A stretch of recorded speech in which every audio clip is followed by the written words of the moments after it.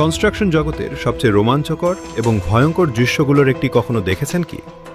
পুরনো কোনো বিশাল ইমারতের গায়ে যখন এই দানবীয় কংক্রিট কাটার মেশিনগুলো চালানো হয়, তখন মনে হয় যেন সাক্ষাৎ মৃত্যুকে ডেকে আনা হচ্ছে। কিন্তু কেন এই কাজটিকে পৃথিবীর অন্যতম ঝুঁকিপূর্ণ পেশা হিসেবে ধরা হয় জানেন? মেশিনগুলো এতটাই শক্তিশালী যে নিমিষেই মোটা কংক্রিট কেটে ফেলতে পারে। তবে আসল বিপদ শুরু হয় তখনই যখন কাটিংয়ের সময় হঠাৎ ব্লেডের ওপর অতিরিক্ত চাপ পড়ে।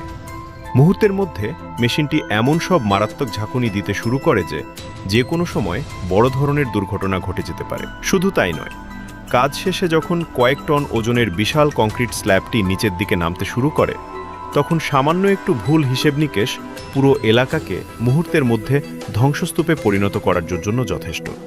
চমকপ্রদ সব অজানা তথ্য আর এমন অদ্ভুত পেশার খবর নিয়মিত জানতে এখনই আমাদের চ্যানেলটি লাইক ও সাবস্ক্রাইব করে সাথেই থাকুন।